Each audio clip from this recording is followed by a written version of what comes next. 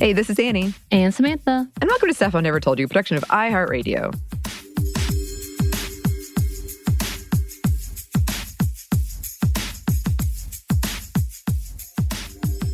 And today's episode is going to be a bit shorter. I imagine a bit more conversational, but we'll see, because this is a topic I am well versed in, Samantha. Yes, you are. I feel like this might be one of those like fictional characters where I'm going to go, now wait, explain that to me again? That might be what's happening. I think so. And I hope you feel free to ask those questions, because they are important. And also, this was a bit of a schedule shuffle. So, it's going to be a bit more on the fly, I guess. Ooh. But I do feel very, very... I feel like I could talk about this at length. I've been researching this my entire life. You've been waiting for this moment your entire life. Yes, I have. I'm about to step into the spotlight just like the Mary Sue often does, because that is what we are talking about today. There it is. The Mary Sue. And there are going to be very brief spoilers for the new Predator prequel movie Prey, which is on Hulu, and I really like, if you want to check it out. Samantha hasn't seen it, so this is going to be all new to her as well. Yes. Yeah. I will go and see it, because I've been told that I needed to see it, and I had planned on seeing it, but schedule stuff has prevented me thus far, because when you watch it, you were actually at my house. I was just like, I'm sleepy. Bye. And there was a surround sound situation, and I was nervous, and oh my gosh. So you got a whole experience, didn't you? I did.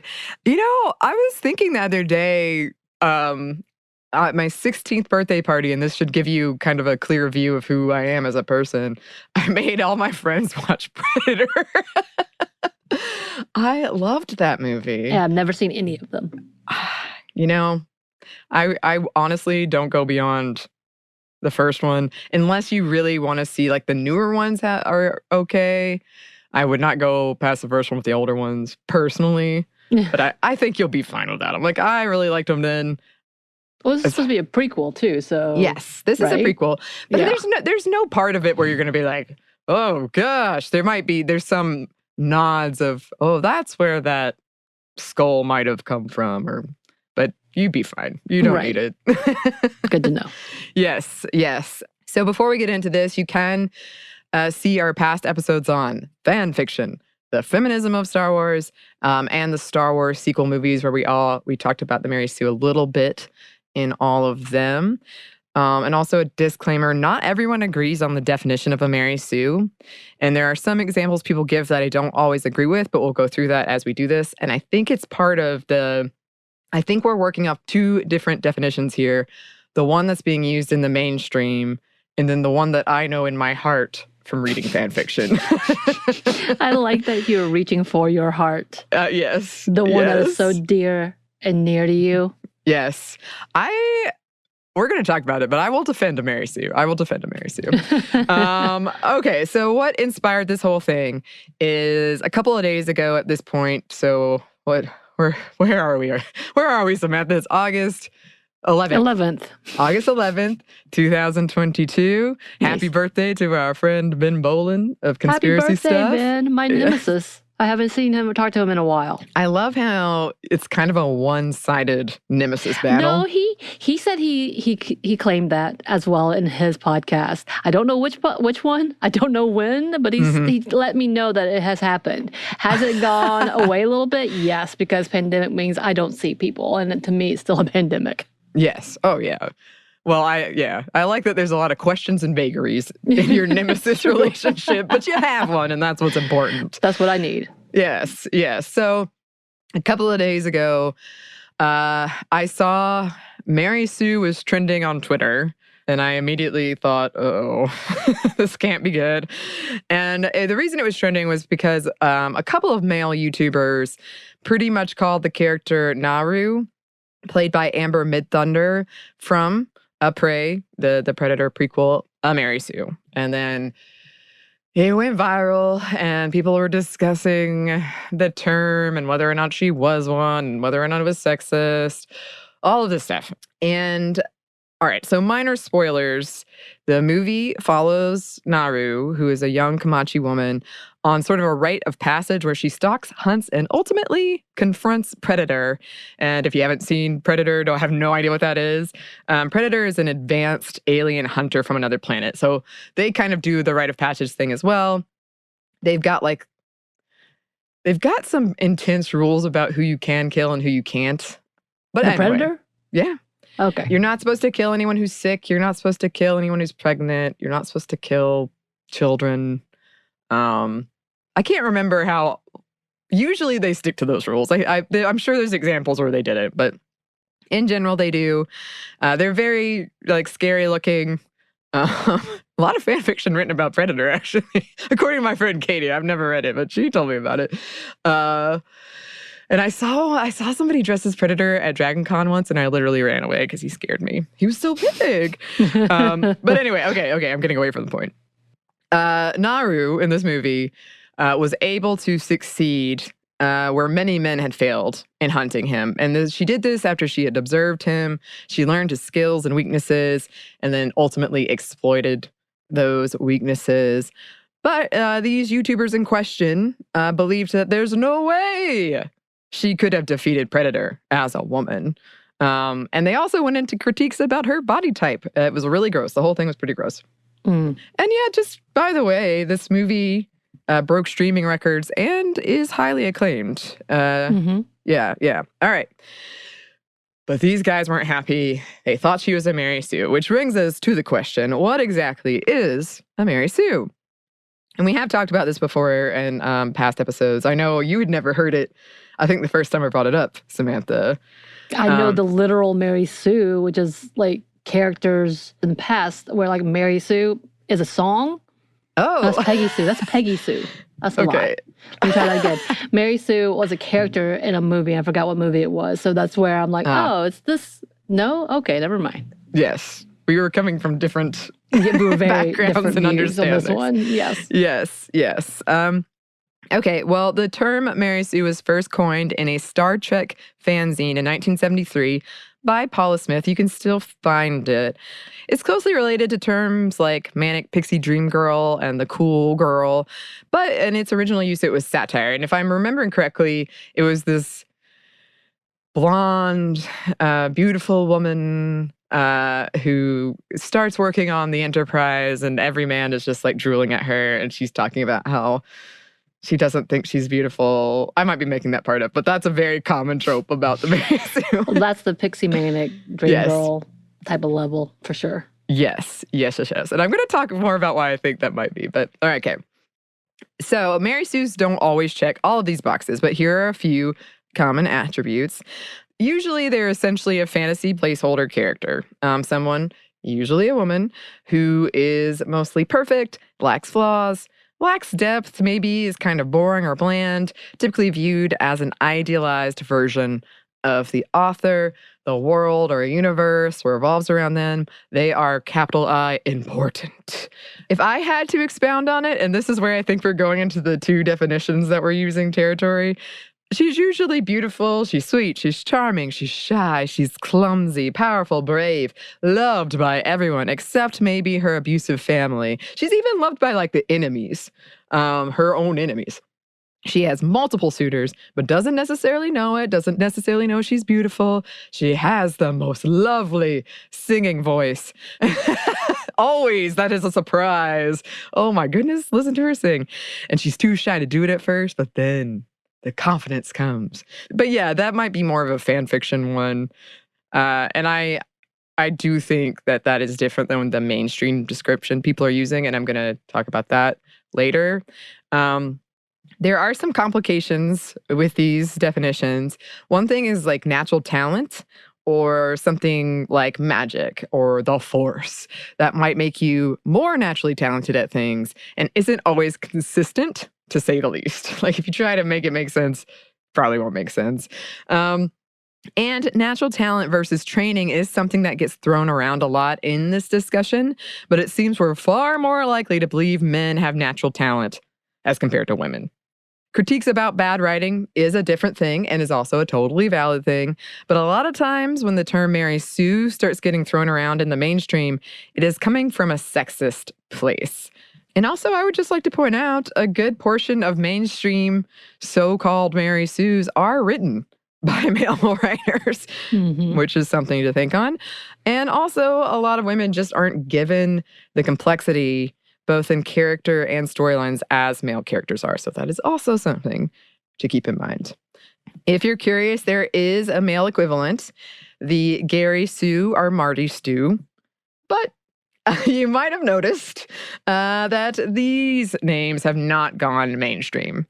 Occasionally, male characters are called Mary Sues, but it's pretty rare, even though there are plenty of male characters that qualify based on the definition used in the mainstream, which I would say is pretty much an everyman character, or just like the main character could probably be a Mary Sue by this definition that they are using. There is a website, the Mary Sue, and they are part of some work to reclaim this term, and they released an article addressing everything we're talking about a few days ago, and specifically this whole thing with Naru and Prey, that you should check out if you haven't already. But they have a nice section where they're like, "We are proud of our name, Mary Sue." It's like, yes, you are. Yes. So I did want to go over some popular examples, and the big one in our more recent times is Rey from the Star Wars sequel trilogy. People like to say, oh, she was able to use the Force so quickly. She didn't have any training. She beat Kylo Ren, but I'm also like, so did Finn, by the way.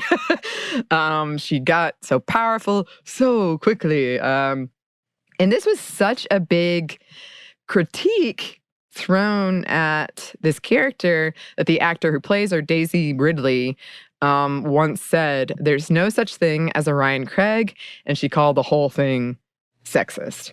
And as I've said many times, maybe Kylo Ren just sucks. I don't know why we're so quick to assume she's like so good against him because he's so good. Maybe he's not good. Yeah. Maybe both are true at once.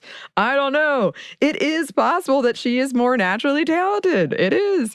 Or that she worked harder. Or both. And a lot of people compare her to Luke Skywalker. And they're always like, well, Luke failed a lot, essentially, is what they say. And he sometimes gets called a Mary Sue. Some people think he got good real quick. In that article I just mentioned from the Mary Sue, they called him My Dramatic Prince, which I loved. But yes, on the other hand, some people are like, but, he failed hard in Empire Strikes Back and maybe in Return of the Jedi, because some people think Darth Vader let him win that fight. I don't know. He needs rescuing more than Leia, and definitely more than Rey does. But Rey still struggled with darkness. She struggled with connecting with the Force. She struggled with her own trauma. And again, we can argue about whether the writing or characterization wasn't there, especially with shifting stories and directors. If it's just that we give male characters a lot more leeway, all of those things, I think. And also, I do think it's worth mentioning I know I talked about it in our episode on the Star Wars sequels, but there is, I call it force creep, where technology has advanced to the point that characters can be more visually powerful. So they might look more powerful because now they can do more stuff to make them look more powerful. And also, yes, nostalgia does make people very protective of these characters from their childhood. But I was thinking about this, I feel like it's kind of reductive though, because it's almost always a woman being compared to what a man can do or did, because almost always the comparisons are done with newer women who are introduced into these properties against a fan favorite man. Another big example, Arya Stark. Somebody recently told me I should issue spoilers for Game of Thrones. I feel like Game of Thrones has been around long enough. Wow, really? Yes, she was very firm about it. I was like, okay. Well, have they not watched any of it and they just are saving it for later? She had, but she was saying somebody else might not have, and I was like, huh. Like the new kids coming up and coming who had been 10, I guess, when it started, and now they can watch it? Oh, no. I don't know why, but that's... No shade to that. No. But that's surprising as like... Well, if you don't want to be spoiled on Game of Thrones, then you can get out for a minute. It does not end well. People still have better taste in their mouth about it. How about that? It's true. I mean, maybe that's... Yeah, we should come back and talk about that. That'd be interesting.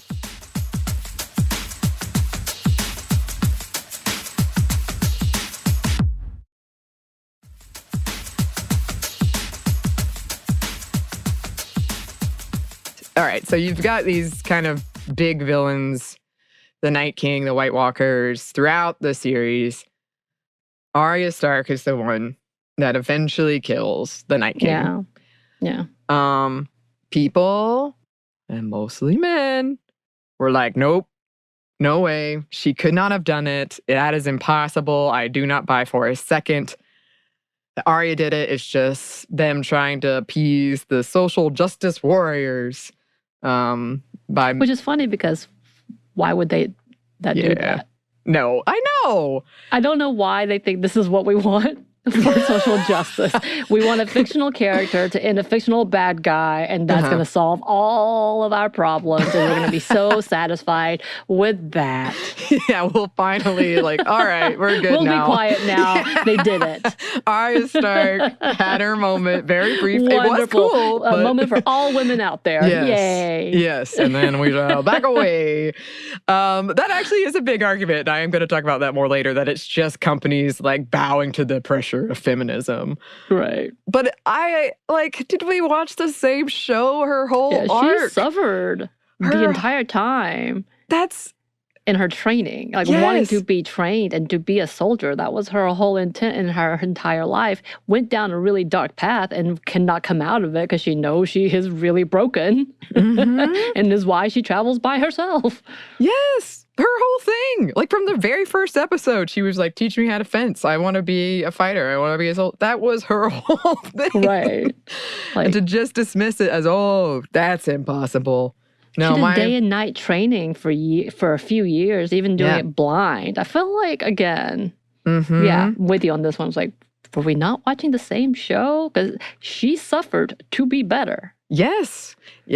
And everyone was it should have been Jon Snow.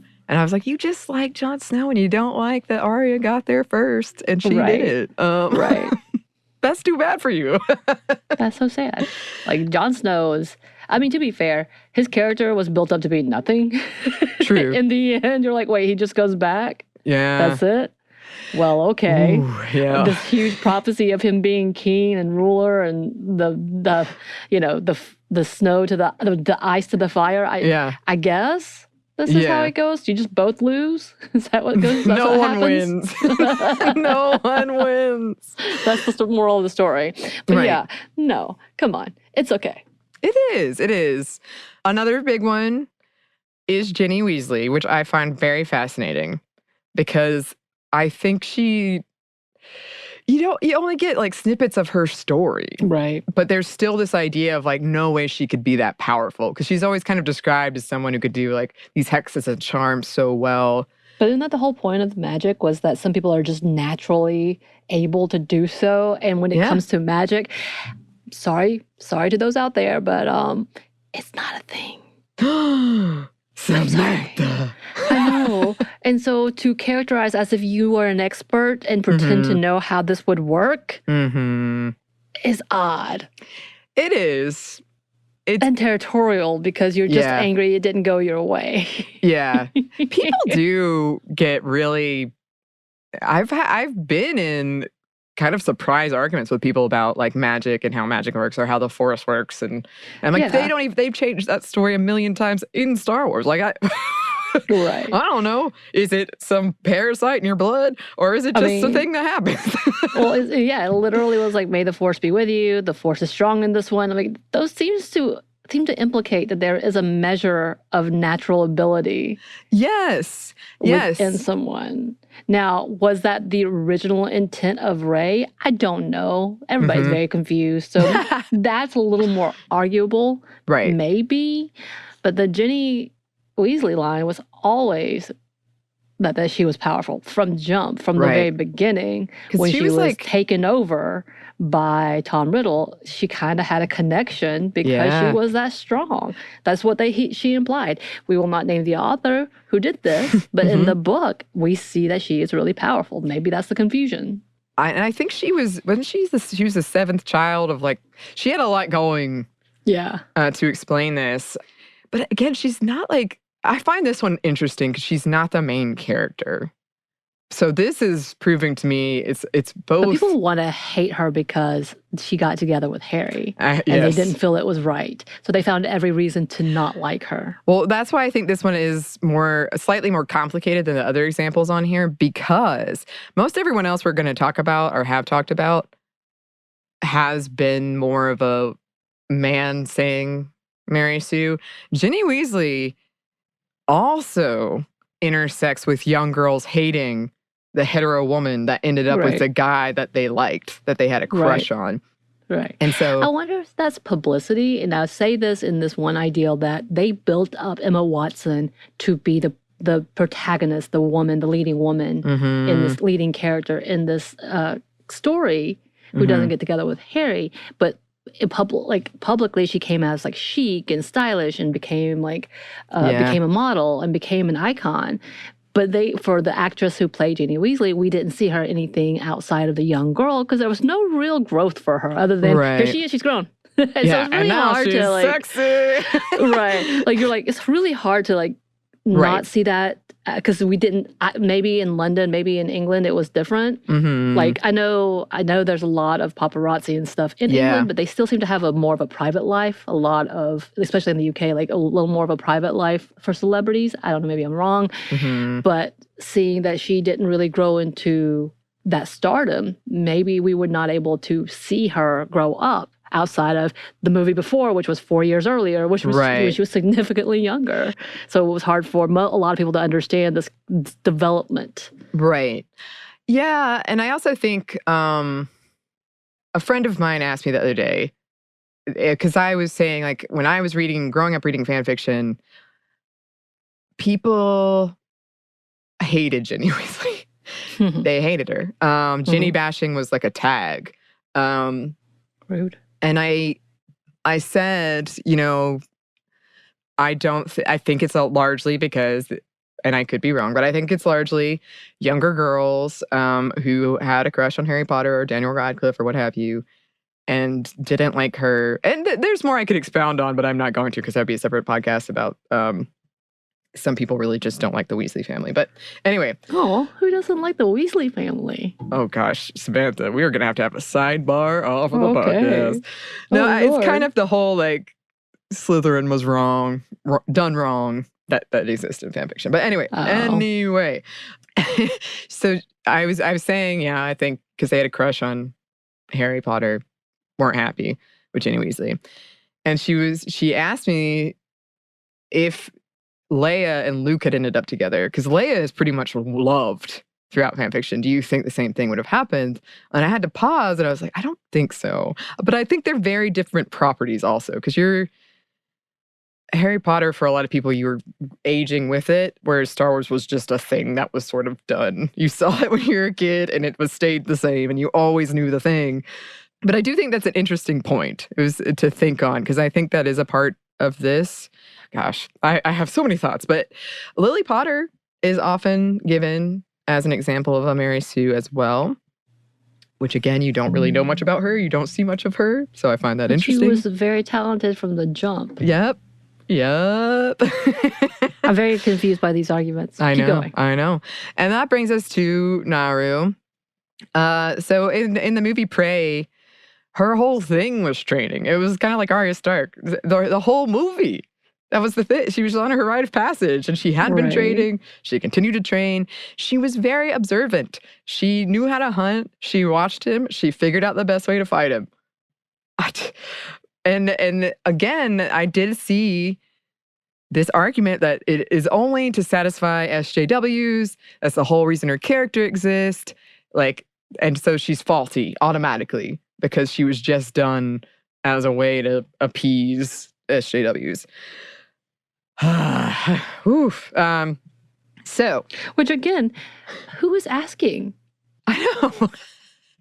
I know this is like a rhetorical thing, but I'm like, why do you think, don't get me wrong, we want representation. And for the love of God, I think more people were happy by the fact that there was a native indigenous woman playing a character that was fierce. Like to see that, as well as the fact people were so excited about the fact that the Comanche language was being used to help translate this movie. So, like dubbing it in that way, and that this is the first time in a long time that this was been able to acknowledge a language as being used for a large motion picture. Like, I don't understand. That's the representation we want to see. It's not about a girl fighting an alien. Do we want them to be on top? Absolutely. Yeah. Do we want to be able to show that they were trained to do things?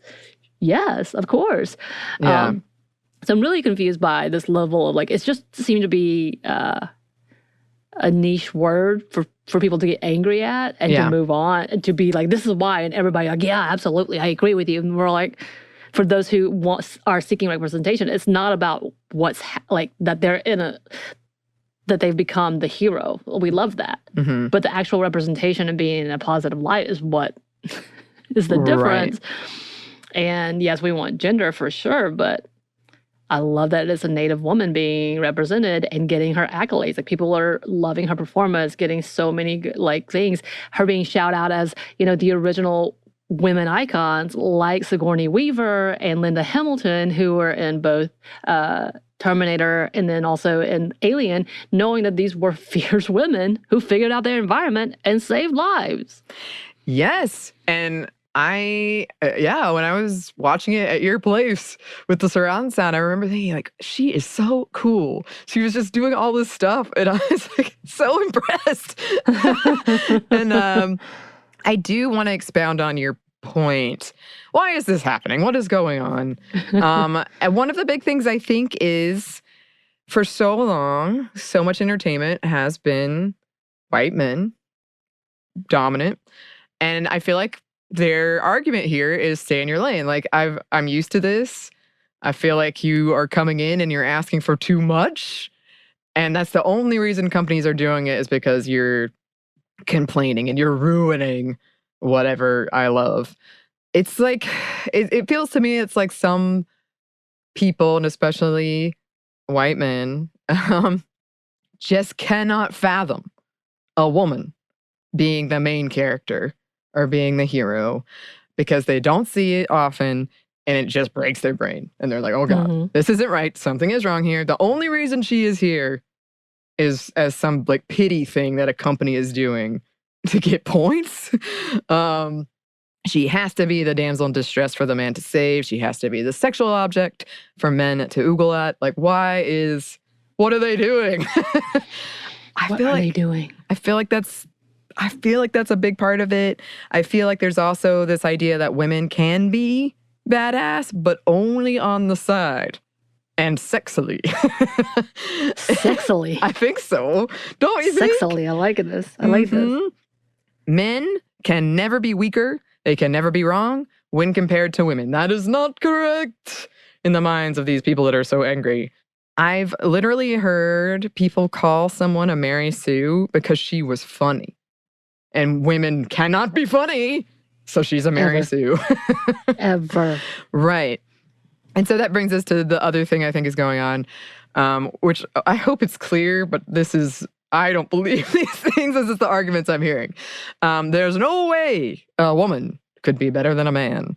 And a lot of the stuff that came out about Arya, that came out about Naru, were biological/physical arguments. She's too small. She can't, there's no way. Again, I would argue we don't do that with men ever. Even if they might be kind of the same stature, we never do it. There's plenty of movies about children that are male doing similar things. We just don't see that. And also this whole idea, we didn't see them training enough. That comes up a lot too, as I said, and I think it's pretty telling because, for one, women are so rarely the main character. So yes, in the case of Ginny Weasley, we don't see her training because she's not the main character. Right. But even beyond that, it feels very much like how we expect women to be far more overqualified for success, and we have to prove that we are. And even when there is proof, Even when there's so much straining. The whole plot of Prey, the whole thing with Arya in Game of Thrones, that is not enough. That is not enough. And we just don't hear that critique against male characters. We assume James Bond is going to be competent. We just assume. We don't have to see the training montage. Some movies might do it, but in general, it's James Bond. We assume.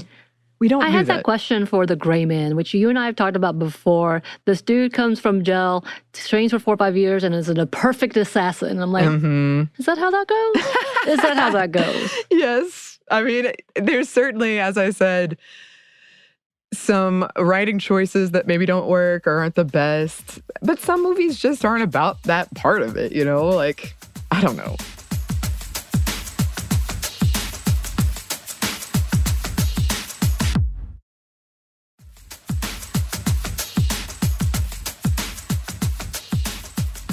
So, as I've been alluding to throughout this whole thing, I often get confused when I hear people use the term Mary Sue in the mainstream because it is so far away from what I understand it and what I have understood it to mean as someone who grew up reading fan fiction. Like, if you use that term and you've never read fan fiction, like, as a man, I want to be like, I have some stories I want you to read, and then I want you to tell me if you're going to use Mary Sue again.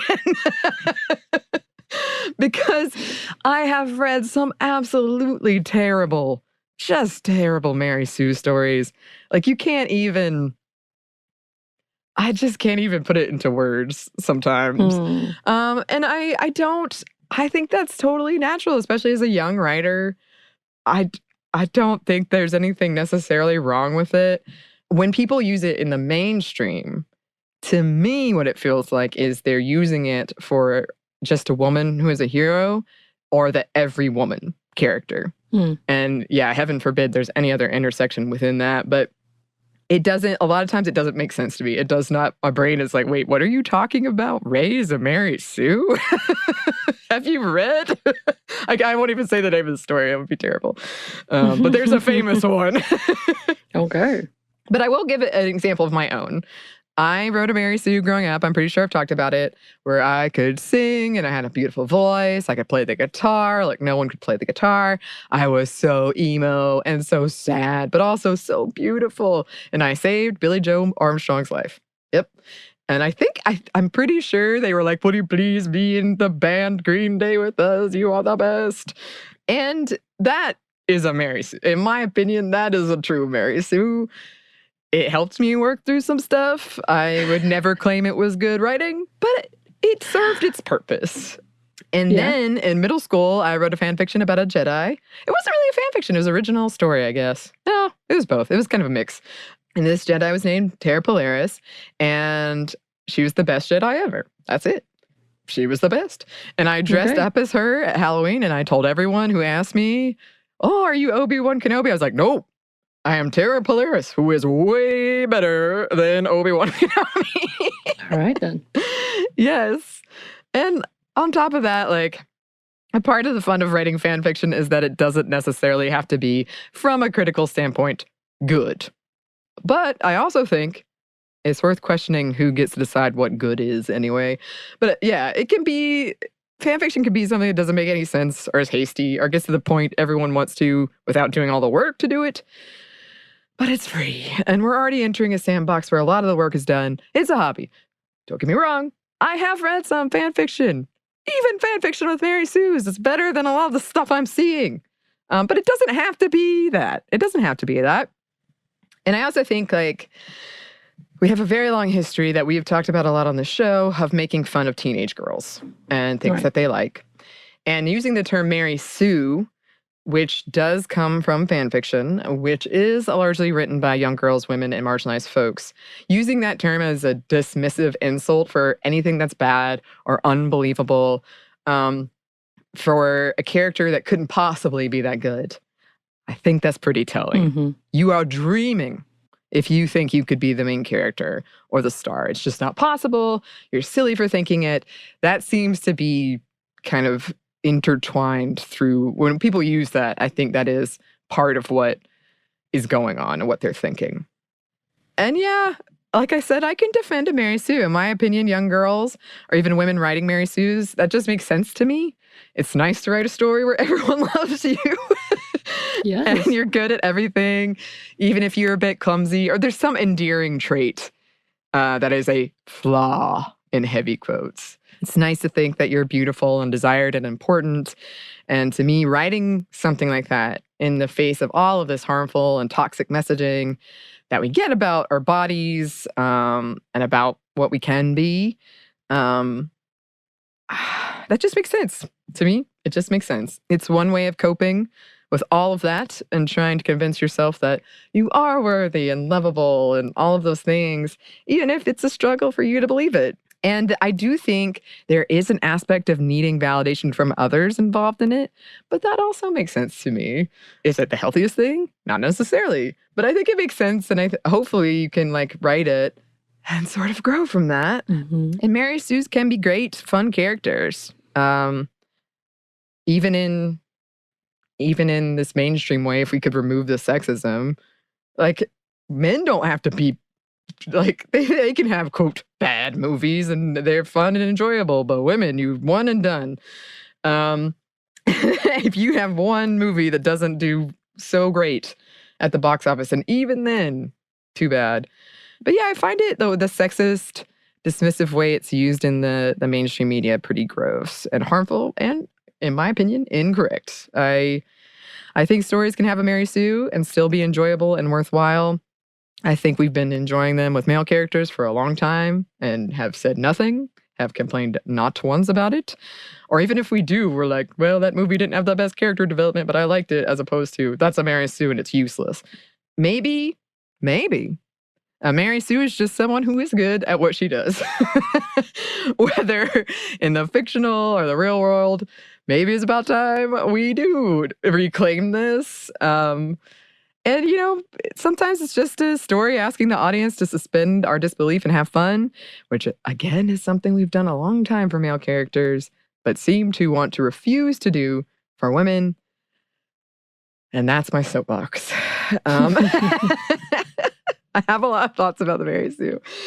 But yeah, I think there is a lot going on here. And I guess my overall TLDR is when people use it in the mainstream media, what they mean is just a main character who is a woman a lot of times. And that's it. Who has some abilities. End of story. Yep. So thank you for hearing me out. Love it. Yes. I go watch it now. Yes. It was fun. I promise not to annoy you about how I can speak a little bit of French. Only one more time. I got a text about it last night, so I don't believe you, and I loved it. I'm going to try my best. Yes, well, thank you as well, listeners, as always. And we would love to hear from you. You can email us at stephaniemomstuff@iheartmedia.com. You can find us on Twitter at momstuffpodcast or on Instagram at Stuff I Never Told You. Thanks, as always, to our super producer, Christina. One of the best. One of the absolute best. And thanks to you for listening. Stuff I Never Told You is a production of iHeartRadio. For more podcasts from iHeartRadio, you can listen to the iHeartRadio app, Apple Podcasts, or wherever you listen to your favorite shows.